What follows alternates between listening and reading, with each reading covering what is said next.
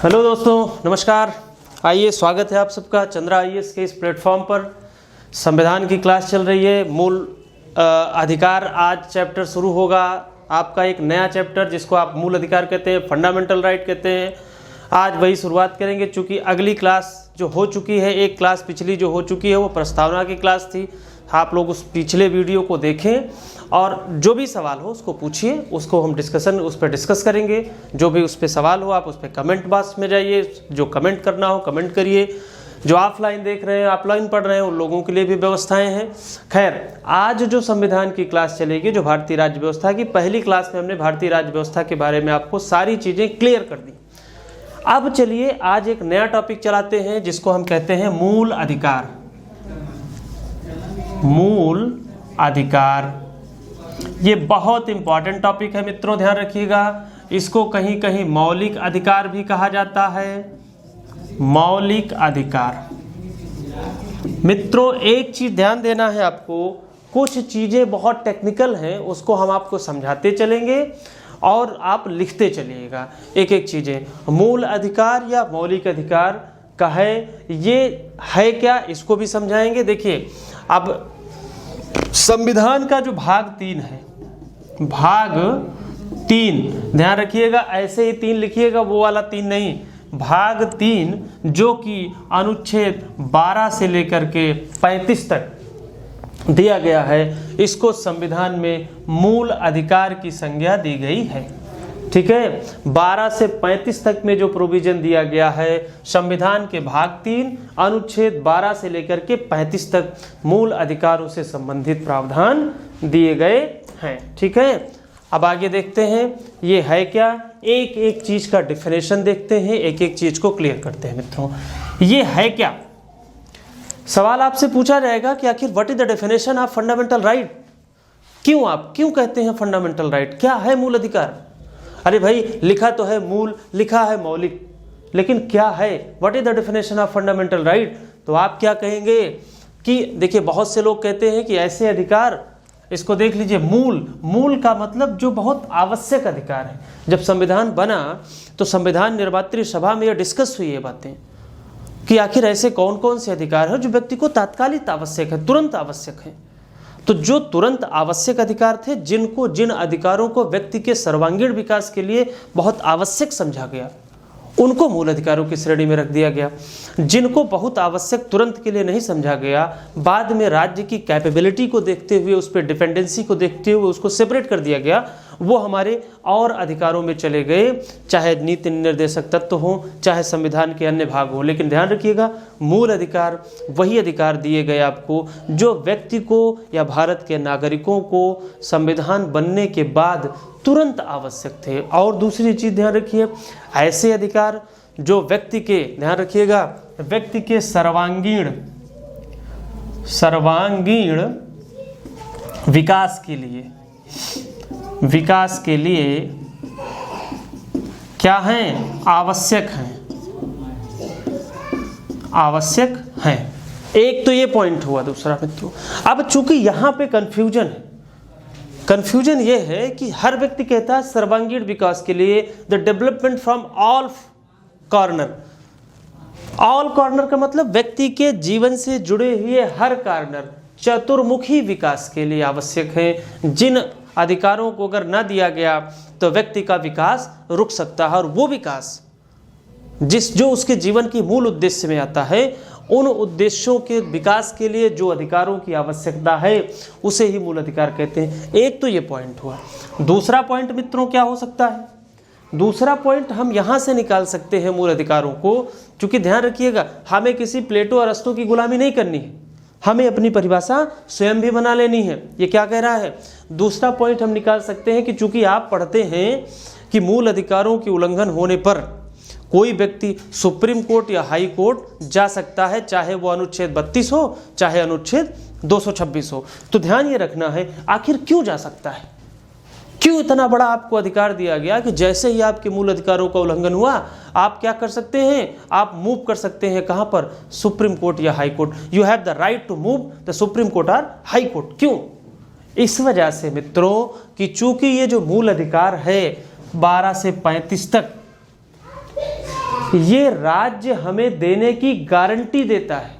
यही पॉइंट ध्यान रखिएगा, एक एक चीज क्या करता है, राज्य क्या करता है मित्रों, गारंटी प्रदान करता है, प्रदान करता है। राज्य जो है अनुच्छेद 12 से 35 तक के जो भी अधिकार दिए गए हैं, इन अधिकारों को प्रदान करने की क्या करता है, गारंटी देता है। Guaranteed by the state, guaranteed by the state, यही कहा जाता है कि fundamental right is guaranteed by the state. और ध्यान रखिएगा स्टेट क्या है। पहला सवाल आपसे पूछा जाएगा मूल अधिकार किसके विरुद्ध प्राप्त हैं, तो आपका उत्तर होगा मूल अधिकार राज्य के विरुद्ध प्रदान किया गया है।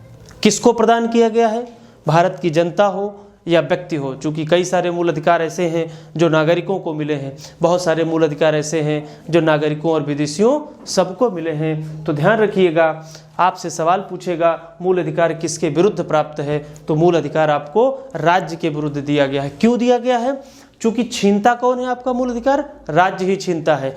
तो आपको देता कौन है, ये भी सबसे पहला, मूल अधिकार हमें देता कौन है, राज्य देता है। आपका जवाब होगा राज्य देता है। छीनेगा कौन, राज्य ही छीनेगा। जब यही छीनेगा तो लड़ाई हमको इसी से लड़नी है, लड़ाई इसी से लड़नी है। जो आप पढ़ते हैं अनुच्छेद 32, अनुच्छेद 226 में हम राज्य के खिलाफ कहाँ चले जाएंगे, फलाना चले जाएंगे, सुप्रीम कोर्ट चले जाएंगे, हाई कोर्ट चले जाएंगे। इसका मतलब राज्य के खिलाफ क्यों जाते हैं भाई, किसी दूसरे के खिलाफ भी चले जाइए, नहीं। इस वजह से राज्य के खिलाफ जाते हैं कि आपने गारंटी दी थी बच्चा कि हम आपको मूल अधिकार प्रदान करेंगे, इस बात की आपने गारंटी दी थी। और जब गारंटी दी थी तो क्यों, जैसे आप मान लीजिए दुकान से कोई सामान लाते हैं तो आप पूछते कितनी गारंटी है, कितने दिनों की, तो वो कहता है मान लीजिए 1 साल की गारंटी है या 2 साल की वारंटी पीरियड है।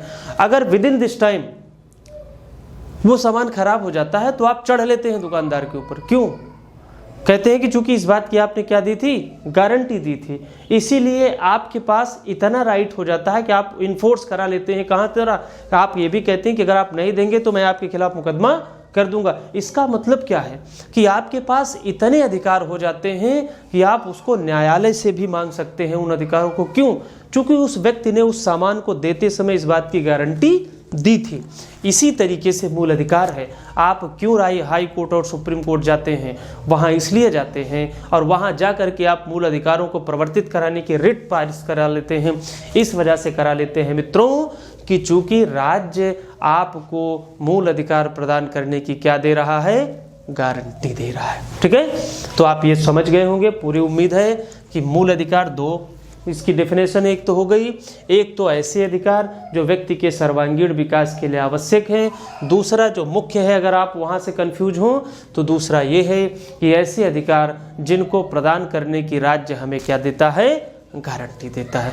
जब राज्य हमें इस बात की गारंटी देता है, इस वजह से हम जो है, जब राज्य हमारे मूल अधिकारों को छीनता है तो हमारे पास ये अधिकार होता है कि हम सुप्रीम कोर्ट या हाई कोर्ट में जाकर के राज्य के खिलाफ याचिका फाइल दायर करा सकते हैं, याचिका जारी करा सकते हैं और अपने मूल अधिकारों को पुनः वापस पा सकते हैं। ठीक है, आगे बढ़ा जाए। चलो भाई, ये बात हुई राज्य की बात। मूल अधिकार किसे कहते हैं, इसको आप लोगों ने देखा 12 से 35। अब देखिए दूसरा सवाल आता है कि आखिर राज्य है कौन। ये जो अनुच्छेद 12 से 35 दिया है, जिसको आप पढ़ रहे हैं कि इसको राज्य देता है, राज्य छीनता है, और मूल अधिकार आपको राज्य के विरुद्ध मिला है, तो सबसे पहले तो ये जानना है भैया कि राज्य किस चिड़िया का नाम है। तो ये भी देखो, तो सबसे पहला जो अनुच्छेद 12 है मित्रों, ध्यान रखिएगा, अनुच्छेद 12 ये किसकी परिभाषा देता है, राज्य की परिभाषा देता है, राज्य की परिभाषा देता है। क्यों देता है, चूंकि लड़ना किससे है, राज्य से। तो जब इसी से लड़ना है तो पहले तो भैया इसी को पहचान लो कि आखिर मेरा दुश्मन कौन है। लड़ाई आपको इसी के खिलाफ लड़नी है तो सबसे पहले तो इसका चेहरा पहचान लो। तो ये क्या कह रहा है, इसके अंतर्गत कौन कौन कौन आते हैं, ध्यान रखिएगा, इंपॉर्टेंट पॉइंट है आपके लिए। ये कहता है संसद भी आती है, फिर कहता है अगर कोई राज्य का विधानमंडल है, राज्य का विधान मंडल है वो भी राज्य की कैटेगरी में आता है। तीसरा कहता है अगर कोई लोकल बॉडी है, लोकल अथॉरिटी कहता है, उसको आप कह सकते हैं स्थानीय प्राधिकारी, हिंदी में वहाँ लिखा है वेयर एक्ट में स्थानीय प्राधिकारी। और फिर जो सबसे विवादित है वो है अदर अथॉरिटीज, अन्य प्राधिकारी, अन्य प्राधिकारी। ये 4 शब्द दिए गए हैं राज्य की परिभाषा में। ध्यान रखिएगा, एक एक चीज राज्य की परिभाषा में चारों शब्द दिए गए हैं। और इसका मतलब ये है कि अगर कोई व्यक्ति, चाहे संसद हो, चाहे राज्य का विधानमंडल हो, चाहे स्थानीय प्राधिकारी हो या अन्य प्राधिकारी हो, इन सब में कोई भी व्यक्ति जो राज्य की श्रेणी में आ रहे हैं, अगर कोई कानून बनाते हैं तो आप सबसे पहले आपको देखना है कि अगर वो कानून आपके मूल अधिकारों का उल्लंघन कर रहा है और उसको राज्य की इन कैटेगरियों ने बनाया है, तो you have the right to move the supreme court और high court for the declare unconstitutional of this rule. क्यों भैया? इस वजह से कि ये आपके मूल अधिकारों का उल्लंघन कर रहे हैं। तो आप समझ गए कि राज्य की परिभाषा में ये सब निर्धारित हैं और इसीलिए अनुच्छेद 12 में सबसे पहले राज्य की परिभाषा दी गई है कि चूंकि आप आगे लड़ाई जो 13 से लेकर के 35 तक की लड़ाई है वो इन्हीं से लड़ाई है, तो सबसे पहले आप अपने दुश्मन को पहचान लीजिए, उसके बाद आगे बढ़ना है। चूंकि अनुच्छेद 13 से लेकर के 35 तक इन्हीं से लड़ना है, तो सबसे पहले इसको क्लियर कर लीजिए। तो संसद, राज्य का विधानमंडल, स्थानीय प्राधिकारी। ये संसद का मतलब क्या हुआ? अगर मान लीजिए संसद कोई कानून बना यार आपके मूल अधिकारों का उल्लंघन हो जाए, राज्य विधानमंडल कोई कानून बना रहा है उससे आपके मूल अधिकारों का उल्लंघन हो रहा है, कोई स्थानीय प्राधिकारी, कोई लोकल बॉडी कोई ऐसा काम करती है जो आपके मूल अधिकारों का उल्लंघन करता है, या अदर प्राधिकारी, अदर अथॉरिटी मतलब कोई ऐसी बॉडी जिसको स्टेट की कैटेगरी में सुप्रीम कोर्ट ने माना है या हाई कोर्ट ने माना है, अगर ये सब कोई ऐसा कानून बनाते हैं जो आपके फंडामेंटल राइट का वायलेशन करते हैं, तब आप समझ लीजिए कि आप उस समय राज्य को पार्टी बना करके मुकदमा दाखिल कर सकते हैं। और होगा क्या? सुप्रीम कोर्ट और हाई कोर्ट के पास ये पावर होगी कि वह इसके विरुद्ध रिट जारी कर देगा। बस यही एक इसका मकसद है बताने का। ठीक है, चलो आगे चलते हैं। राज्य की परिभाषा हुई, अब आगे चलते हैं मित्रों। अनुच्छेद 13 बहुत इंपॉर्टेंट है, ध्यान रखिएगा, एक एक पॉइंट इंपॉर्टेंट है। अनुच्छेद 13 आता है। 13 क्या है? 13 बात करता है मूल अधिकारों को। ध्यान रखिएगा, हमने आपसे कहा कि 12 में इसी के वजह से अब 13 से 35 तक राज्य से ही लड़ना है। कोई काम ऐसा है जो राज्य ने किया जिससे आपके मूल अधिकारों का उल्लंघन हुआ, तो आप तुरंत लेकर के अपना तीर कमान तरकस खड़े हो जाइए। अब ये क्या कह रहा है 13? राज्य कोई ऐसी बदमाशी किया। कौन सी बदमाशी? मान लीजिए कोई ऐसा कानून बनाया, राज्य ने कोई ऐसा कानून बनाया जो आपके मूल अधिकारों को कम करता है या छीनता है। वहां लिखा गया है अल्प करता है, अल्प करता है। मतलब राज्य ने कोई ऐसा कानून बनाया जो आपके मूल अधिकारों को कम किया, या उस कानून द्वारा जो आपके मूल अधिकारों का वायलेशन हुआ। कुल मिलाकर के वो कोई भी कानून which is related to the violation of your fundamental right. अब यहाँ सुप्रीम कोर्ट और हाई कोर्ट के पास पावर देखो क्या है। ये कह रहा है, एक सिद्धांत है मित्रों, उसको कहा जाता है न्यायिक पुनर्विलोकन। ध्यान रखिएगा, इसको नोट कर लीजिएगा। पुनर्विलोकन,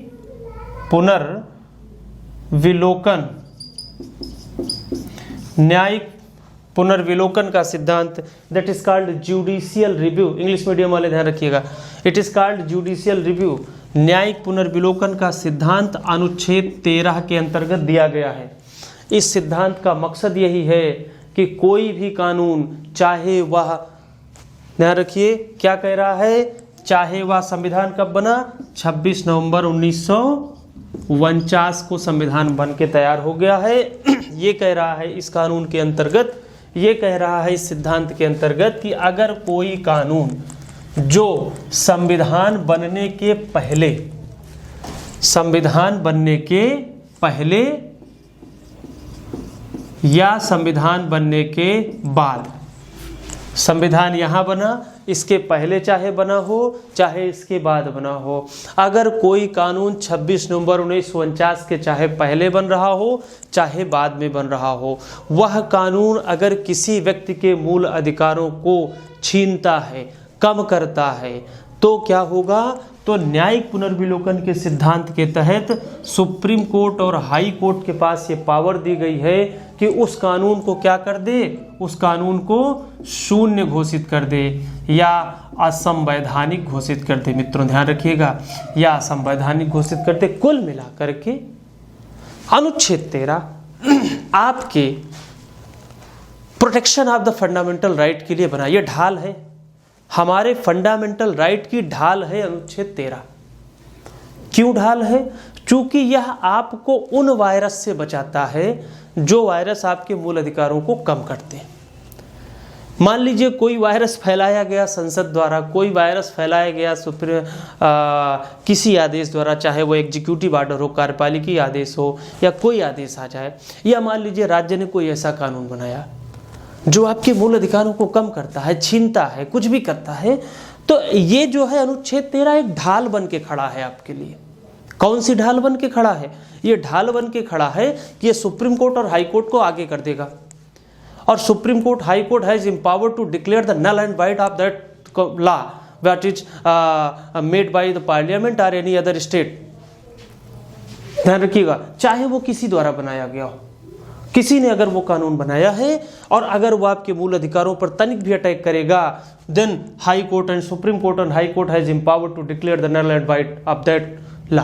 क्यों? चूंकि ये जो है ये आपके मूल अधिकारों का ढाल है, ये आपको बचाता है ताकि आपके मूल अधिकारों का उल्लंघन ना होने पाए। ठीक है मित्रों, अनुच्छेद 13 वेरी वेरी इंपॉर्टेंट है, ध्यान रखिएगा। चूंकि यहाँ पर उतना हम डिस्कस नहीं कर सकते हैं, इस वजह से बहुत शार्ट टर्म में मैं आपको बता रहा हूँ कि अनुच्छेद 13 का मतलब सिर्फ, और चूंकि है क्या, सवाल यहाँ उठेगा आपसे, आखिर ये क्यों खड़े हैं सुप्रीम कोर्ट और हाई कोर्ट? इस वजह से खड़े हैं कि supreme court is the guardian of the constitution. मित्रों क्यों? सुप्रीम कोर्ट हमारे संविधान का संरक्षक है, और अगर संविधान पर कोई आंच आती है तो सबसे पहले तो यही वहां से खड़े होंगे ना, इनकी जिम्मेदारी है संविधान बचाना। अगर यही नहीं खड़े होंगे तो फिर मतलब क्या होगा? इनकी जिम्मेदारी है संविधान को बचाना, इनकी जिम्मेदारी है कि अगर किसी व्यक्ति के मूल अधिकारों के खिलाफ कोई काम हो रहा है तो ये उन कामों को जो कानून मूल अधिकारों को कम कर रहे हैं, छीन रहे हैं, कुछ भी कर रहे हैं जिससे मूल अधिकार उल्लंघन हो रहा है, तो सबसे पहले इनकी जिम्मेदारी है कि उन कानूनों को असंवैधानिक घोषित कर दे, शून्य घोषित कर दे, नल एंड वाइड डिक्लेयर कर दे।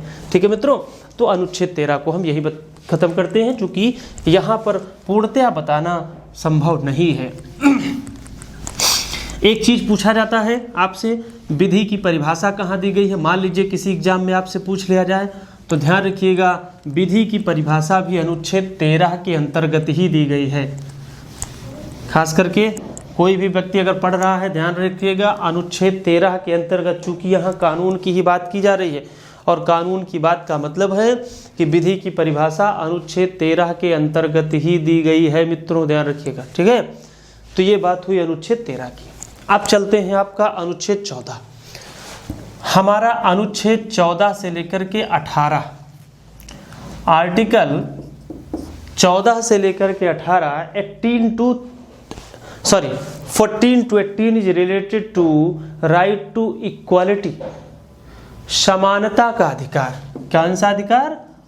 समानता का अधिकार, राइट टू इक्वालिटी।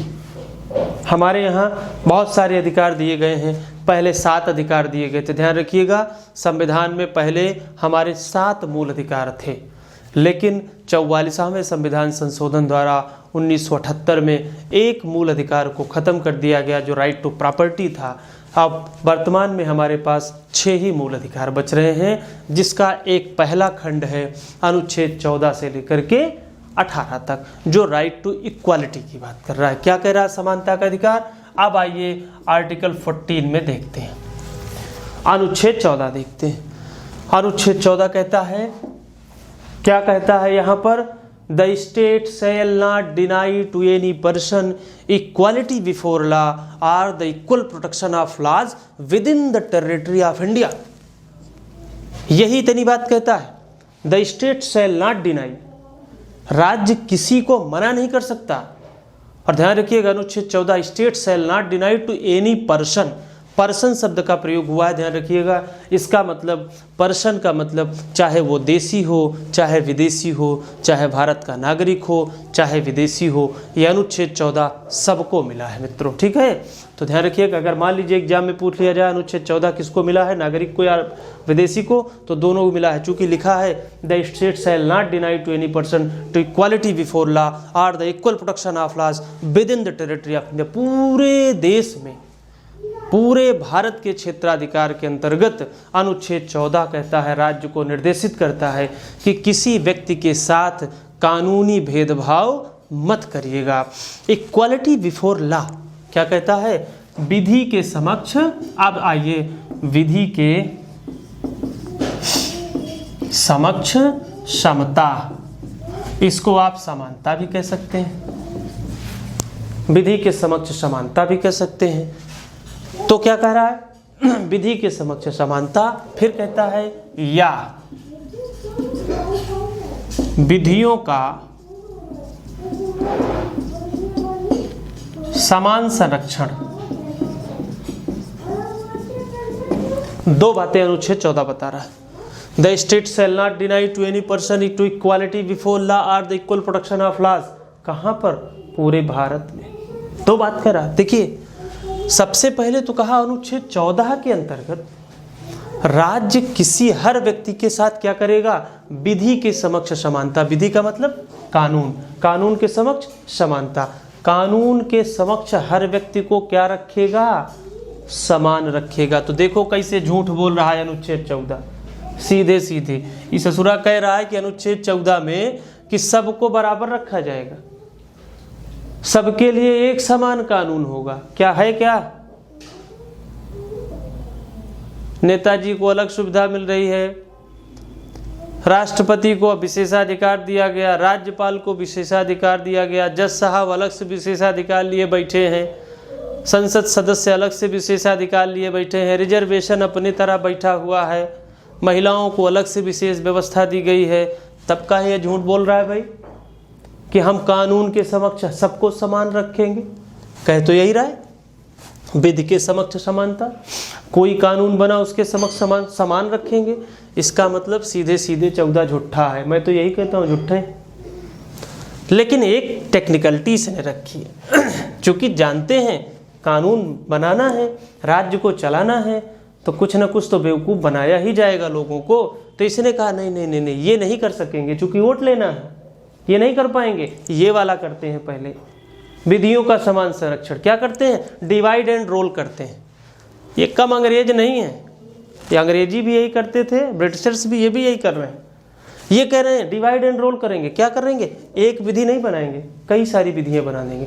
पहले हम बांट देंगे, चलो भैया जनरल कर देंगे, ओबीसी कर देंगे, एससी कर देंगे, एसटी कर देंगे, पहले सबको बांट दो। अब सबको बांट दो, अब इसको कर लेंगे। अब खूब विधियों की समानता करो। चूंकि ये न कर पाते ना, एक ही डंडा से हाथी और बकरी तो नहीं चरा सकते, सबके लिए अलग अलग डंडा यूज करता है राज्य। ध्यान रखिएगा, अनुच्छेद 14 आपको सिर्फ बेवकूफ़ बनाता है, हमको आपको, जो कहता है कि विधि के समक्ष सबको समान रखेंगे। कतई समान नहीं रख रहा है। नहीं, आप बताओ कहीं कानून सबके लिए एक है? कोई नहीं एक है। अभी आप मोटरसाइकिल से चले जाओ भैया, रेड सिग्नल क्रॉस कर जाओ, देखो पुलिस वाले चालान कर देंगे। और हम लोग काला कोट पहन के जब हाई कोर्ट से लौटे रहते हैं, तब यही पुलिस वाले क्या कहते हैं, वकील साहब थोड़ा सा जल्दी निकल जाइए। तो क्या ये कानून सबके लिए है क्या? तो भैया अनुच्छेद 14 बस देखने में अच्छा है, फिर लेकिन क्या कहता है, इसको खुद को तो डिफेंड करना है ना, खुद को डिफेंड कर रहा है। ये डिफेंसिव मूड है इसका, अनुच्छेद 14 का, विधियों का समान संरक्षण। सबसे पहले इसने क्या किया, सबकी कैटेगरी अलग अलग कर दिया। राष्ट्रपति साहब को अलग कर दिया, संसद सदस्य को अलग कर दिया, महिलाओं को अलग कर दिया, सबके लिए स्पेशल प्रोविजन ला दिया। अब स्पेशल प्रोविजन लाने के बाद उसने कहा अब हम राइट टू इक्वालिटी करेंगे, अब हम इक्वालिटी बिफोर लॉ करेंगे। मतलब अब जो हम ओबीसी के लिए जो कानून बनाएंगे, हर ओबीसी के लिए एक कानून बनाएंगे। एससी के लिए जो कानून बनाएंगे, हर एससी के लिए एक कानून बनाएंगे। जनरल के लिए जो कानून बनेगा, हर जनरल के लिए एक कानून बनेगा। ठीक है, लेकिन चूंकि ये यहाँ फेल थे इसलिए इन्होंने डिवाइड एंड रोल की पॉलिसी खेली। तो मित्रों, आपने देखा कि अनुच्छेद 14 सीधे सीधे, चूंकि मैंने आपसे कहा कि यहाँ बहुत आपको डीपली नहीं पढ़ाया जा सकता, बहुत ब्रॉड में, लेकिन आप समझते चलिए इतना कि विधि के समक्ष जो समता की बात करते हैं, कानून के समक्ष जो समानता की बात करते हैं, सीधे सीधे झूठ बोलता है संविधान हमारा। दूसरा कहता है हाँ, बचाव कहाँ से लेता है संविधान हमारा, बचाव यहाँ से लेता है, विधियों का समान संरक्षण करेंगे। पहले डिवाइड कर देंगे, उसके बाद कहेंगे कि अब हम ये करेंगे। तो सीधे सीधे कह देते भैया कि सबके लिए अलग अलग कानून बनाएंगे, फिर काहे ये नौटंकी दिखाए। लेकिन चूंकि संविधान है, इसको जब इंटरप्रिटेशन होता है तो बहुत सारी चीज़ें इसमें निकल के आती हैं। ऐसा नहीं है, राज्य को चलाने के लिए बहुत सारे संविधान, बहुत सारे कानूनों की आवश्यकता पड़ती है। गरीब भी हैं, अमीर भी हैं, पिछड़े भी हैं, अगड़े भी हैं, सबके लिए अलग अलग व्यवस्था करनी पड़ती है। अब देखिए, आपसे सवाल कहाँ पूछेगा, आपसे पूछेगा ये कहाँ से लिया गया है। तो सबसे पहला सवाल बनेगा आपसे, प्राकृतिक न्याय, प्राकृतिक न्याय कहाँ दिया गया है। तो सबसे पहले पूछेगा अनुच्छेद 14 के अंतर्गत प्राकृतिक न्याय की अवधारणा दी गई है। प्राकृतिक न्याय, प्रकृति के समान न्याय। अब इसी प्राकृतिक न्याय का सबसे बड़ा उदाहरण है कानून के समक्ष हर व्यक्ति समान हो। तो पूछेगा विधि के समक्ष समानता कहाँ से लाई गई है। तो ये आप कहेंगे ये ब्रिटेन की देन है। ये कहाँ की देन है, ब्रिटेन की देन है। और ये जो विधियों का समान संरक्षण है मित्रों, ये यूएस की देन है, ये यूएसओ की देन है। ये सब पूछा जाएगा आपसे, हो सकता है पूछा जाए, सवाल बन सकता है। तो अनुच्छेद 14 में इतनी बात आई कि अनुच्छेद 14 हर व्यक्ति को एक समान रखने की बात करता है, लेकिन चूंकि सफल नहीं हो सकता ये प्रिंसिपल, इस वजह से ये कहता है कि इक्वल प्रोटेक्शन ऑफ लॉज करेंगे। सबको पहले वितरित कर देंगे, इधर उधर डिवाइड कर देंगे, उसके बाद हर कैटेगरी के लिए हम रूल बना देंगे, हर कैटेगरी के लिए एक लॉ बना देंगे, और उस कैटेगरी में हम सबको इक्वालिटी बिफोर लॉ दे देंगे। ठीक है मित्रों, तो ये अनुच्छेद 14 की बात होती है। अब देखो, अब इसी अनुच्छेद 14 को फिर आप अभी देखेंगे, सीधे सीधे झूठ बोल रहा है। अब देखिए क्या कह रहा है, जब तक आप पूरा पढ़ेंगे नहीं 14 को झूठ है समझेंगे, लेकिन जब आप पूरा पढ़ेंगे तब आपको समझ में आएगा नहीं नहीं भाई, राज्य को चलाने के लिए, वोट पाने के लिए, दुनियादारी करने के लिए बहुत कुछ करना पड़ता है। ठीक है, अनुच्छेद 15, इसमें आपसे जो सवाल पूछे जाएंगे मैं उन्हीं पर डिस्कस करूंगा। पूरे 15 पे डिस्कस करना संभव नहीं है। यहाँ पर ध्यान रखिए, जो आपसे सवाल पूछे जाएंगे इंपॉर्टेंट सवाल पर चलते हैं। अनुच्छेद 15 जनरली कहता है कि किसी व्यक्ति को जाति के आधार पर, धर्म के आधार पर, वंश के आधार पर, जन्म स्थान के आधार पर, लिंग के आधार पर, एक्स्ट्रा और भी जगह 2 चीजें कहता है, इनके आधार पर कोई भी विभेद नहीं किया जाएगा। On the ground of this discrimination कुछ भी नहीं होगा, कोई भी डिस्क्रिमिनेशन नहीं किया जाएगा, कोई भी भेदभाव नहीं किया जाएगा। लिंग के आधार पर भेदभाव नहीं किया जाएगा, जाति के आधार पर, धर्म के आधार पर, क्या है नहीं, सीधे सीधे झूठ बोल रहा है। अनुच्छेद 15 भी अगर आप पढ़ेंगे तो ये कह रहा है जाति के आधार पर, धर्म के आधार पर, वंश के आधार पर, जन्म स्थान के। जब इसने देखा कि अब तो फंस जाएंगे तो एक शब्द इसने जोड़ दिया भैया, क्या जोड़ दिया, केवल शब्द लगा दिया, राज्य केवल, और इसी एक शब्द से इसके सबके सब वैलिड हो गए। कैसे वैलिड हो जाते हैं, अभी तक इसको आप पढ़ते तो जाति के आधार पर भेदभाव नहीं किया जाएगा, क्यों, हो तो रहा है, बहुत हो रहा है, आरक्षण उसी का नतीजा है। धर्म के आधार पर भेदभाव, वर्तमान समय तो एकदम पीक पे है मसला। धर्म के आधार पर भेदभाव को अगर देखेंगे तो हर चौराहे पे ऐसी बात कहीं मिल जाएगी। वंश के आधार पर, जन्म स्थान, लिंग के आधार पर भी भेदभाव है, महिलाओं को अलग से व्यवस्था है, थर्ड जेंडर भी आ गए हैं उनके लिए भी अलग से व्यवस्था है। तो अब ये चूंकि अवैध हो जाती चीज़ें, अगर सिर्फ इसके आधार पर किया जाता तो चूंकि 15 में दिया गया था जात के आधार पर, लिंग के आधार पर, सारी चीजें अवैध हो जाती है। आरक्षण भी ना दे पाता, कोई विशेष प्रावधान न कर पाता, इसलिए एक शब्द लगा दिया केवल। और केवल लगा देने से इस केवल को आप सबके साथ पढ़ सकते हैं। केवल जाति के आधार पर आरक्षण नहीं दिया जाएगा, लेकिन जाति में जोड़ दीजिए कि सामाजिक रूप से क्या है, ये पिछड़े हैं, आप दे दो, ठीक है। तो अब ये भी वैध हो गया। इसी तरीके से इसने जो भी कुछ किया है, अब आपके एग्जामिनेशन पॉइंट के लिए जो आवश्यक है वो आवश्यक है अनुच्छेद 15 का खंड 3। इसी अनुच्छेद 15 के खंड 3 में अभी ये क्या कह रहा था, लिंग के आधार पर हम कोई भेदभाव नहीं करेंगे, लेकिन अनुच्छेद 15 में क्या कह रहा है, राज्य जो है महिलाओं एवं बच्चों के लिए, ध्यान रखिएगा इंपॉर्टेंट पॉइंट है सबके लिए, बच्चों के लिए कुछ विशेष, जिसको कहते हैं विशेष प्रावधान कर सकेगा।